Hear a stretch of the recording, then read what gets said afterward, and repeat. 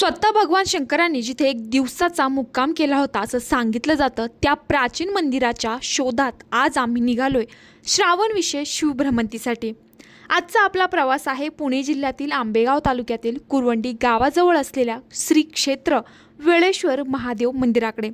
सह्याद्रीच्या डोंगर रांगांमध्ये अगदी डोंगराच्या माथ्यावर वसलेलं आणि सुमारे 300 ते 400 वर्षे जुनं असल्याचं सांगितलं जाणारं हे प्राचीन मंदिर पाहण्याची उत्सुकता तर होतीच, पण खरं सांगायचं तर मंदिरापेक्षा आधी मन जिंकलं ते या ठिकाणी पोहोचण्याच्या रस्त्यानेच। पायथ्यापासून डोंगर माथ्याकडे जाताना चारही बाजूंनी दिसणारा सह्याद्री, हिरवाईने नटलेला परिसर आणि प्रत्येक वळणावर बदलणारा निसर्गाचा नजारा होता। असं वाटत होतं हा रस्ता संपूच नाही। डोंगर माथ्यावर पोहोचल्यानंतर समोर दिसतं ते म्हणजे श्री क्षेत्र वेळेश्वर महादेव मंदिर। मंदिराच्या परिसरातही अतिशय सुंदर पद्धतीने निसर्गरम्य लँडस्केपिंग केलेलं आहे आणि मंदिरात पाऊल टाकतात सर्वात आधी लक्ष वेधून घेतं ते म्हणजे भव्य दगडी बांधकाम।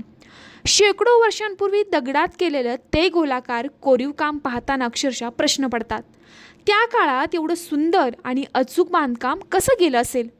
मंदिरातून बाहेर आल्यानंतर परिसर पाहताना आणखी एक दगडी मंदिर नजरेस पडलं, ते म्हणजे कमळजाई देवीचं मंदिर होतं।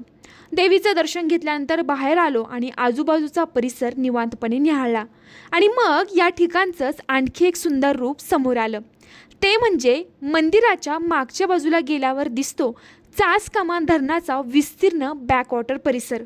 समोर पाण्याचा निळाशार विस्तार, चारही बाजूंना सह्याद्रीच्या डोंगर रांगा आणि मध्ये हे शांत प्राचीन शिवस्थान। श्रद्धा, इतिहास आणि सह्याद्री या तिन्हींचा इतका सुंदर संगम क्वचितच पाहायला मिळतो। फॅमिलीसोबत तसेच लहान मुलांसोबत तुम्ही या ठिकाणी नक्कीच येऊ शकता। लहान मुले सोबत असतील तर त्यांच्यासाठी घसरगुंडी, सीसॉ आणि झोपाळ्यासारखी खेळणी देखील त्या ठिकाणी आहेत। परिसर एवढा सुंदर दिसतो की तिथल्या बाकड्यांवर बसून निसर्गाला निहाळत बसावं वाटतं। तर तुम्ही देखील पुणे नाशिक प्रवास करत असाल तर थोडासा वेळ काढून गाडीची चाकं पेठच्या दिशेने नक्कीच वळवा। कदाचित तुमची भेट अशाच एका सुंदर, शांत आणि ऐतिहासिक शिवधामाशी नक्कीच होईल।